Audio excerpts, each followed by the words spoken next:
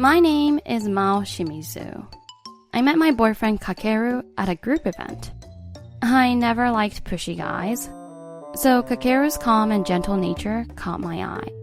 He was interested in me too, and since we were both looking for serious partners, we decided to date with marriage in mind. We've been walking a lot today. Are you feeling okay? I'm fine, thank you, Kakeru. Let me know if you get tired, alright? Kakeru is always so thoughtful. He's always checking in and making sure I'm okay. Being with someone this caring made me think maybe marriage with him would be nice. But then, 6 months into our relationship, something unexpected happened on a date. Huh? Kakeru and I were waiting in line at a busy cafe. A parent and child accidentally cut in front of us, probably because there was an open space in the line. It seems they didn't notice the line behind them. I'll kindly let them know they need to move back. Huh? But before I could speak, Kakeru stopped me. Wait, Mao, it's fine. It's just 2 people. No need to make a fuss. What? His comment made me feel uneasy. It felt like he thought I was overreacting. When Kakeru suddenly said that, I couldn't help but feel a little upset. We should let them know. It's only fair. But there were other people behind us in line. I need to say something in situations like this. How about we just go somewhere else instead? Wait, what? We've been waiting for 30 minutes. I couldn't understand why we had to leave. Why should we be the ones to give up and go somewhere else? I was confused when Kakeru stopped me, especially with people waiting behind us. So I politely pointed it out to the couple in front. They apologized and moved. But why did Kakeru suggest, let's just go? It didn't feel like the Kakeru I know. He seemed distant, almost detached. Seeing this unfamiliar side of him left me feeling uneasy. And that uneasiness stayed. I'm really looking forward to our first trip. Me too. I've been planning for this day. We decided to take a trip together. Feeling excited, we hopped on the bullet train. And then suddenly... Huh? Someone's in our seats. Wait, in the ones we reserved? It's pretty common for people to mix up their seats, right? It's probably just a mistake. Let's ask. Excuse me. I was about to speak with a smile, but Kakeru quickly stopped me. It's fine. Let's just sit somewhere else. What? Why? There are unreserved seats. Let's sit there. Unreserved seats? What are you talking about? We reserved these seats, and now he's suggesting we move to unreserved seats where we don't even know if there's space? No, but these are our seats.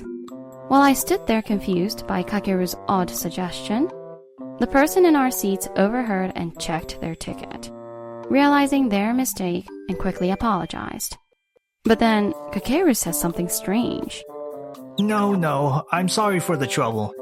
What? Why is Kakeru apologizing? Even though we got our seats back, everything about the situation felt off. I knew if things kept going like this, I wouldn't enjoy the trip, so I decided to bring it up with Kakeru.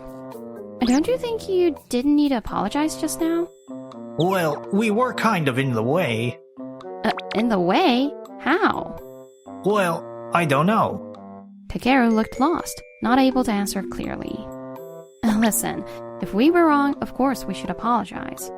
And if it was our mistake with the reservation, we should just find other available seats. But this time... And what about that time we were waiting to get into the cafe? We didn't do anything wrong then either, did we? So why is it that you always say, let's just take another seat, or let's go to another place without doing anything? Sorry. Sorry? For what? We're not causing any trouble or doing anything wrong. So why do you always suggest we move to another seat or apologize right away? That conversation made the mood of the trip feel uncomfortable. There was that one time at a casual restaurant when I ordered a hamburger steak, but it came out undercooked. Oh, this isn't done. I'll go tell them. As I got up, Kakeru panicked again. He'd be like, Wait, are you really going to say something? And then try to stop me. This kind of exchange had become so frequent. It irritated me. Like I told you before, there are times when you need to speak up, and times when you don't. But can't you just let it slide? It's not that big a deal. Let it slide? Eat undercooked food? If it were okay raw, fine. But it isn't. Are you okay with me getting sick? That's not what I meant.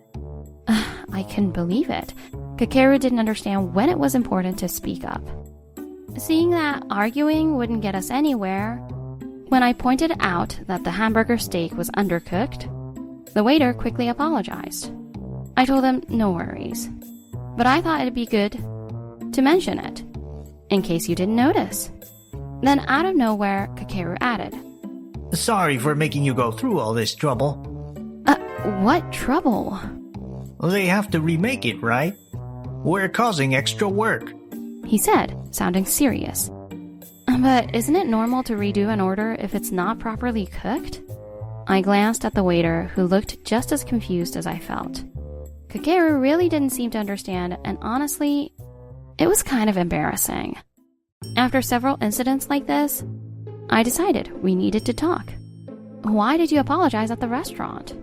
Oh, sorry about that. I'll be more careful next time. Sorry? For what? I'm not upset, I just want to understand why. Yeah, sorry. But no matter what I asked, all he could say was sorry. I'm not asking for an apology. I just want to know why. It's starting to feel like I'm the one being made out as the bad guy. No matter what I say, all he does is say sorry and nothing's getting solved. That's when I realized something that had been bothering me for a while. It's not that he's being kind. He's just trying to avoid confrontation. He thinks saying sorry will magically fix everything. All those apologies seem empty, like they don't really mean anything. Avoiding every problem and thinking he can fix it with a sorry? I started to feel disgusted. If this keeps up, I can't stay with you. What? You want to break up? I'm sorry. I'll change, I promise. Another sorry? Do you even realize that we're not getting anywhere like this? He acts like he's being nice, but there's no real kindness in it. I could feel myself on the verge of tears. Maybe sensing that, Kakeru backed off. Yeah, I guess I've always avoided conflict. Just trying to keep the peace. Because I'm scared of getting into arguments. It's okay to be scared. But being with someone means you have to face those things together. Not every conversation has to be an argument. We need to talk things through, not argue, so we can understand each other better. But I don't want to say anything unnecessary. So are you just going to keep holding it in and act like nothing happened? If you're going to be like this, am I supposed to handle everything alone from now on? If that's the case, then what's the point of getting married? Sorry, Mao. It's my fault. Just, please give me a chance to change. Another sorry. I wonder how much he really gets it. But since Kakeru kept begging for a chance, I decided not to break up with him on the spot. The next time we went out together, we were waiting for a train at the station during a busy evening. Suddenly, a random guy came up close and started talking to me. Hey there, miss. How's it going? Huh? Mind if we have a little chat? What? Is this guy drunk? The man was swaying and slurring his words.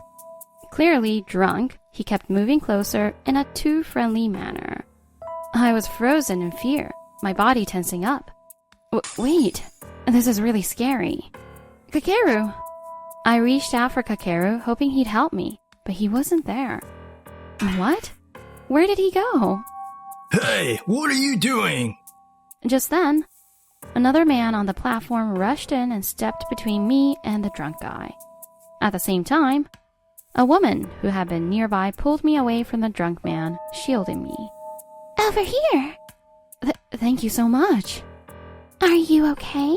That must have been terrifying. Yeah. By the time I realized it, a man was holding off the drunk guy while calling for the station staff. And the woman who pulled me away was peering at me with concern. I'm so sorry for causing any trouble. Huh? Kakeru? For some reason, Kakeru suddenly started apologizing to the man and woman who were worried about me. It's okay from here. We're fine. You both probably have things to do, right? I'll take care of it from here. Kakeru kept bowing his head, flashing a polite smile, and I stared at him in complete shock. What is this? Huh? Mao? Why are you apologizing and saying we caused trouble? And then I saw it clearly. When the drunk guy was harassing me, Kakeru hid behind me and didn't do anything. No, he didn't say a word. He just stood there watching. And now the first thing he says is sorry for causing trouble? That makes it sound like I was the one causing the problem. What is he even talking about? Still shaken from the fear I felt just moments ago, I was now feeling beyond disappointed in Kakeru. I was angry. I'm your girlfriend, aren't I? Yeah, of course. Then why did you just stand there and watch while that drunk guy was harassing me? I'm sorry. Sorry isn't enough. Even now, Kakeru was acting the same way he always did. And I couldn't believe it. He did nothing while I was being harassed. And now, out of nowhere, he steps up and acts like everything's fine. But I figured you had it under control. What? You thought I could handle that? In that situation? Seeing me too angry to even speak, the woman who had been by my side stepped in. Aren't you her boyfriend? Yeah. If your girlfriend's in trouble, you step in to help, don't you? Isn't it your job to protect her? Huh? Earlier you said she could handle it herself. But she was obviously reaching out for help, wasn't she? She even put her hand out. There's no way you didn't notice that, right? The woman spoke up, angry for me. Then the guy who had handed the drunk man to the station staff walked over, looking really angry. Even as a guy, what you did was pretty weak. Well, what? Weak? What are you talking about? You acted like you saved the day after it was all over. Saying, I've got this, but you didn't do a single thing. Shouldn't the first thing you did have been checking if she was okay? Well, I mean... With both of them calling out, Kakeru started to pale. I was just, shocked by the situation. No, you weren't. You were calm the whole time. No way, that's not true. I saw it. I reached out to you, but you weren't by my side. When I turned around, you were just standing there, calmly watching me and the drunk guy. Like it had nothing to do with you. No, I didn't think that. I see it clearly now. You just want to avoid anything troublesome. All that care and kindness you show is just to keep things smooth. But when real trouble comes up, you pull away and do nothing. That's not true. I didn't mean it that way. And then why don't you ever help me? Whenever something bad happens, you don't even try to assist. You just pretend like it's not happening. We can't go on like this. There will be plenty of hard times ahead, more challenges, more problems. I can't be with someone who won't even try to help when things get tough. I will. I'll help you, I swear. I don't believe you. Even now, when that drunk guy was bothering me, you didn't even try to protect me. I've realized now, you care more about yourself than you do about me. More than me, your girlfriend. What do you think will happen if someone like you becomes a husband? What do you mean? You'd always put yourself first, before me, before our family. It's not hard to imagine how that kind of family would end up. This is it. I'm breaking up with you. What? Breaking up? The moment I said it firmly, Kakeru, who had only looked troubled before, finally snapped out of it and panicked. He didn't even flinch when I was being harassed. But now that he's the one getting dumped, he's finally losing it. Wait, Mao, I'm sorry. I get it now. Please don't break up with me. Kakeru was frantically trying to hold on to me, but I had already lost all feelings for him. The station staff asked if we could explain what happened. Sure, I'll come with you. Thank you for letting me know. Mao! I'll go too. I've got time, so it's fine. Thank you. That's really helpful. Mao! I don't need you coming along. After that, I agreed to go with the station staff for questioning, leaving Kakeru behind. The woman and man who had helped me immediately offered to come with me. And as Kakeru tried to tag along, I firmly told him again, "You don't need to come. You were never really worried about me anyway. It's over. We're done." Well, what? No way! And with that, I left him there without a second thought. That guy didn't even try to help her when she was in trouble. He acted like it wasn't his problem. I saw it too, when his girlfriend reached out for him. He stepped back without thinking. You really can't count on someone like that when it matters. People who have witnessed the scene were whispering. As Kakeru stood there frozen in place, his face pale. And that was the moment we broke up for good. Mao! You're not serious, are you? You can't be serious about breaking up. Please, give me another chance. I swear, I'll change this time. How many times has he said he'll really change now? After that, Kakeru kept spamming me with calls and messages. But I deleted them all and blocked him for good. In the end, no matter how many times we tried again, I finally realized Kakeru was all talk. His whole "let's not make a fuss" attitude was just a way to avoid responsibility. If I'd married someone like him who can't handle responsibility, it would have been a disaster. And apparently, right after I dumped him, he tried hitting on another girl. But she dumped him for the same reasons I did. That just confirmed it for me.